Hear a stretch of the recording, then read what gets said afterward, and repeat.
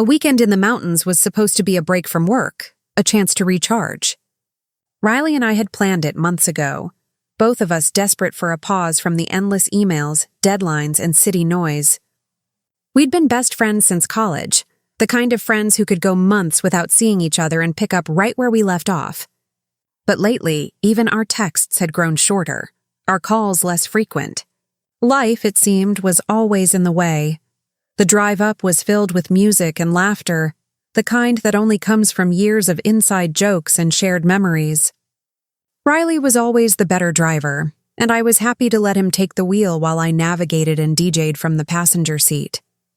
The cabin was perfect, small, cozy, with a stone fireplace and big windows that looked out over a forest dusted with early snow. We unpacked, made hot chocolate, and settled in, both of us sighing with relief at the quiet. That first night, the snow started falling just after dinner. At first it was beautiful, soft flakes drifting past the windows, the world outside turning white and silent. But by midnight, the wind picked up, rattling the glass and piling drifts against the door. I checked my phone, no service. Riley tried his too, but we were completely cut off. "Well," he said, grinning as he tossed another log on the fire. "Looks like we're stuck here for a while." I laughed, but there was a nervous flutter in my chest. I'd always felt safe with Riley, but something about the storm, the isolation, made everything feel more intense. The fire crackled, casting golden light across the room, and we curled up on the old couch, wrapped in blankets. We talked for hours, the way we used to in college when sleep felt optional, and the future was a distant, shining thing. We reminisced about late-night study sessions, disastrous first dates, and the time we'd gotten lost hiking and ended up singing show tunes to keep our spirits up. The laughter came easily, warming the space between us, but as the night deepened, our conversation shifted. The fire burned lower and the shadows grew longer. Riley grew quiet, staring into the flames. "Do you ever think about where we'd be if we'd made different choices?" he asked softly. I hesitated, surprised by the question. "Sometimes. But I think we ended up where we were supposed to." He nodded, but I could see the doubt in his eyes. "I always thought I'd have it all figured out by now. A career, a family, someone to come home to." I reached over, squeezing his hand. "You're not alone, you know. I feel the same way." He looked at me then, really looked at me, and for a moment, the air between us felt charged, electric. I felt my heart race, a familiar ache rising in my chest, one I'd tried to ignore for years. We sat in silence, the only sound the wind outside and the soft pop of the fire. I wanted to say something, to bridge the gap between us, but the words caught in my throat. Riley broke the silence first. "Can I ask you something?" "Of course," I replied, my voice barely above a whisper. "Have you ever wondered if maybe we missed something? Between us, I mean." The question hung in the air, heavy and fragile. I swallowed hard, my cheeks burning.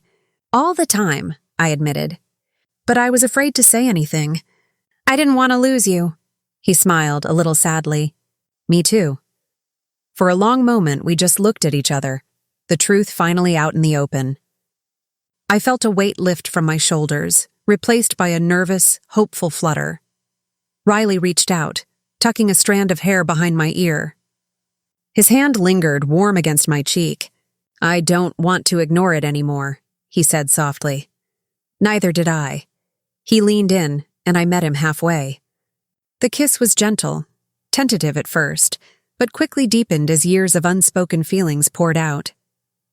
When we finally pulled apart, we were both breathless, smiling like fools. "I guess we're really snowed in now," I joked, and he laughed, the sound bright and full of relief. We spent the rest of the night talking, curled up together in front of the fire. We shared fears about the future, hopes we'd never voiced, and dreams we thought we'd outgrown. The storm raged outside, but inside, everything felt warm and safe. By morning, the snow had stopped. Sunlight streamed through the windows, turning the world outside into a sparkling wonderland. I stood at the window, watching the light dance across the drifts, and Riley came up behind me, wrapping his arms around my waist. Do you think we'll be able to get out today? I asked, leaning back against him. He pressed a kiss to my temple. Maybe, but I kind of hope we're stuck a little longer. I smiled, turning to face him. Me too. We made breakfast together, moving around the tiny kitchen in a comfortable dance. Everything felt different, but also exactly right. The tension that had always simmered beneath the surface was gone, replaced by something softer, deeper. When we finally ventured outside, the world was quiet and new. The snow was knee-deep, but the path to the car was clear. We stood on the porch, breathing in the crisp air, and I realized I didn't want to go back to the way things were. Riley took my hand, his fingers lacing through mine. "Whatever happens when we get back, I don't want to lose this," he said. "You won't," I promised. "We'll figure it out, together." He smiled, and I knew he believed me. As we packed up and prepared to leave, I glanced back at the cabin, the place where everything had changed. The storm had trapped us, but it had also set us free. Free to be honest, to take a chance, to find warmth in each other. By the time we drove down the mountain, the sun was shining, the road ahead clear and bright. And for the first time in a long time, I felt ready for whatever came next. But the story didn't end there. We returned to the city, to our separate apartments and busy lives, but something fundamental had shifted. The first week back, we texted constantly, sharing little things, photos of our morning coffee, a funny meme, a song that reminded us of the cabin. I found myself smiling at my phone more than I had in years. One evening, Riley called. "Want to come over for dinner?" He asked, his voice casual, but I could hear the hope in it. "Absolutely," I replied. Not even pretending to check my calendar. He cooked. Pasta, his specialty, and we ate on his tiny balcony, wrapped in blankets against the early spring chill. The city lights sparkled below, but all I could see was him. After dinner, we sat in silence, the kind that felt full, not empty.